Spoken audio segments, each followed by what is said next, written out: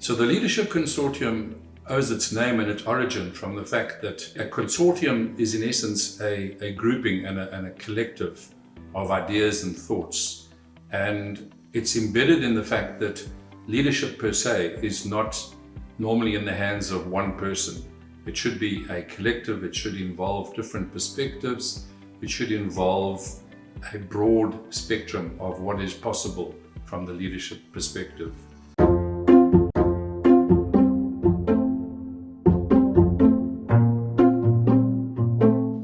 Productivity improvement lies at the heart of our ability to maintain a high standard of living. The most effective organizations are those whose productivity gains exceed their competitors. In this episode, Jack Zenger joins me to share solutions from his article, The Productivity Improvement Steering Wheel: 7 Powerful Steps Every Leader Can Take. Welcome to the 90th Percentile, an unconventional leadership podcast by Zenger Folkman. Each week, using research from over 1.5 million global assessments, we analyze different leadership traits, trends, and what it really takes for leaders to get to the 90th percentile. I'm your host, BreAnne Okoren, and with me today is the expert on employee engagement and productivity, Jack Zenger. Thanks, BreAnne. Productivity improvement has always been a topic that's fascinated me throughout my career, probably because it so powerfully dictates the success of every firm. Jack, I read an account describing how a group of people in an organization rose to an entirely new level of productivity, and I'd like to get your reaction to it. Back in 1994, 1,900 mechanics and service attendants belonging to the Los Angeles-based Amalgamated Transit Union walked off their jobs. They were joined by 2 other unions full of bus drivers, rail operators, transit clerks that were also involved in this strike. This walkout meant that more than 1.2 million daily commuters in one of the country's largest cities now didn't have access to the MTA's full fleet of buses and rail cars. But there was some awareness about this strike, that it was coming, and so they prepared. The MTA certified 107 of its own transportation supervisors to operate the buses.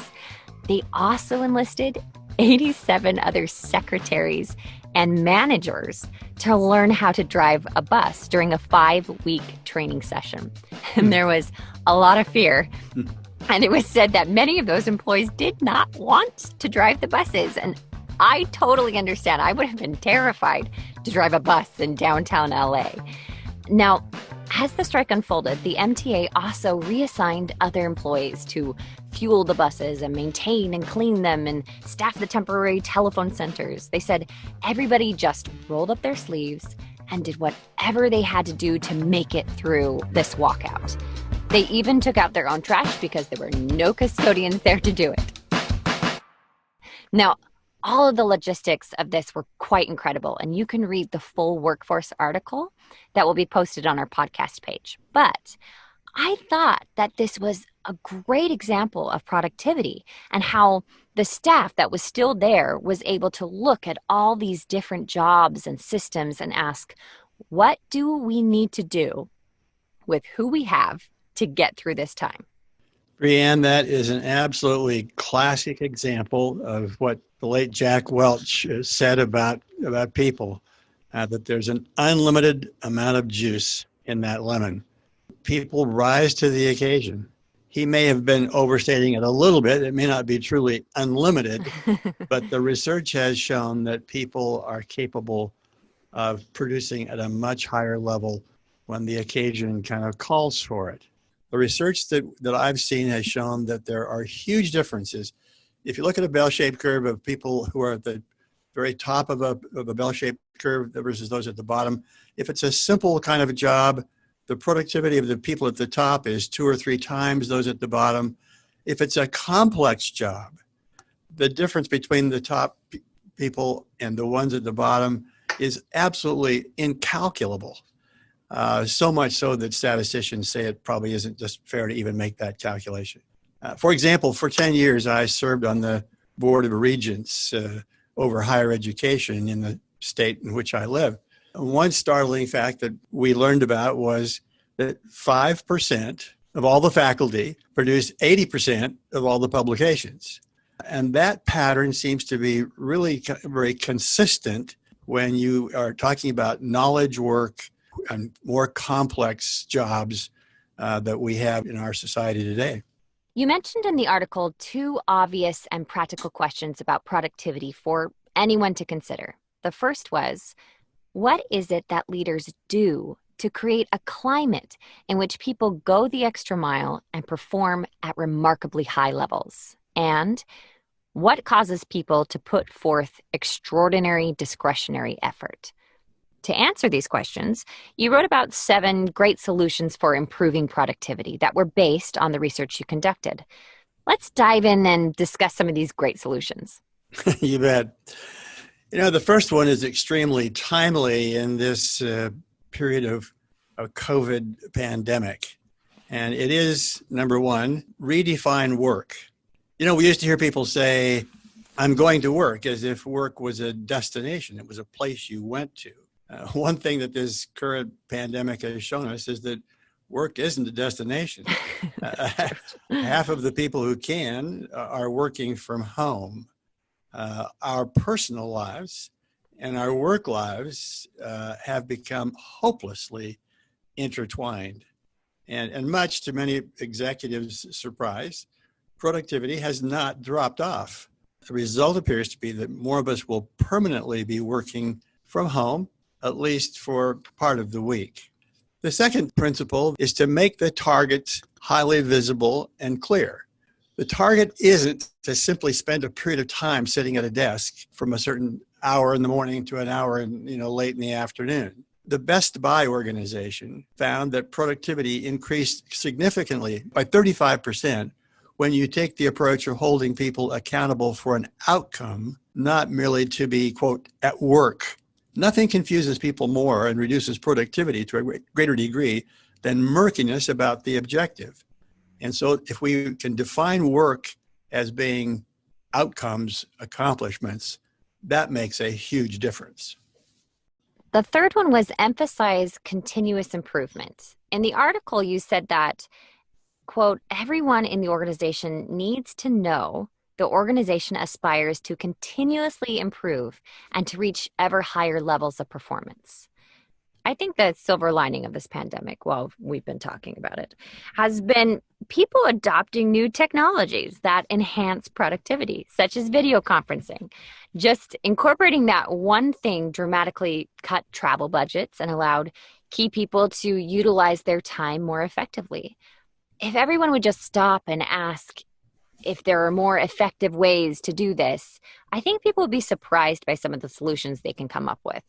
Absolutely. Certainly adopting new technology is a totally proven way to boost productivity. Number 4, convey infectious enthusiasm about your projects. Emotions are highly contagious. And when you talked about a leader's upbeat enthusiasm for a project causes others to put forth extra effort in its behalf, I could completely relate. If a leader's goal is to increase discretionary effort, then the organization needs to feel enthusiasm emanating from their leaders. So I have a question. Did my excitement to start this podcast convince you to do it with me? BreAnne, absolutely. As my friend Tom Peters used to say, every worthwhile initiative in an organization requires a monomaniac with a mission. Oh. Things succeed when there is someone who feels passionately about doing it and who will take responsibility to make it happen. So your enthusiasm was absolutely infectious. I'm a monomaniac. I think that's what makes things happen. The next conclusions about productivity improvement are about how leaders treat people. And so number 5 was treat colleagues at work with great respect. The leader who poses important questions to his or her subordinates and who then listens to their answers will absolutely obtain higher levels of productivity than the one who doesn't. The leader who invariably seeks a subordinate's opinion before expressing his or her own is far more likely to have high productivity from that individual. Is there ever too many questions asked? Well, yeah, there can be. A 3 or 4 year old can ask too many questions sometimes that's to true. I've got the one. parent. But in general, when a boss asks a subordinate for his opinion or her opinion about the right way to do something, there's always a high payoff from that. The sixth idea that we proposed in the article was that the manager, the leader who expresses appreciation and provides recognition will gain higher productivity. These simple acts take small bits of time, and yet they pay huge dividends. Frequent expressions of sincere appreciation from a boss go a long way to create a positive work environment, and they've been shown to have a direct link to greater productivity. And the final solution was take an active role in the development of subordinates. Carving out time for ongoing coaching is highly correlated with the highest levels of productivity. And I have a great story for this. I remember when my husband was doing his fellowship and he had all of these financial proposals he was doing, and he was manually calculating all of these numbers. An older manager noticed and took the afternoon off to give him a crash course in Excel. And I remember he came home so grateful and so sad that he hadn't learned these tricks sooner, because now he could do his work so much faster. And I was grateful for the person who took the time to help him grow. Yeah, it's a great example. We could have added a number of other leadership acts to this list, but I hope the point is clear. Rising to higher levels of productivity is the outcome of some pretty straightforward behaviors that are within the grasp of every leader. There are no startling secrets. There are not obscure or complex behaviors to execute. Sadly, productivity improvement has had a rocky past historically. In the past, some labor unions thought that the emphasis on productivity was simply management, a slap in the face of the frontline worker. They thought the underlying message was you aren't perspiring enough, you aren't working hard enough. Mm-hmm. It's your fault the organization is not doing better. But most management scholars have been very clear that the big gains in productivity have come from management's involvement and streamlining systems and ensuring that the culture was conducive to higher performance. Unfortunately, a highly motivated employee who is caught working in an inefficient, poorly designed work process, the inefficient work process wins nearly every time. But if management will work on improving systems, then employee motivation is really unleashed. And employee motivation is strongly driven by the way leaders treat their colleagues in the organization. The 90th Percentile, an unconventional leadership podcast, was written and recorded by BreAnne Okoren and Jack Zenger, with music by Pleasant Pictures and produced by Zenger Folkman. If you like our show, please subscribe on Apple Podcasts or Stitcher and leave us a 5-star review.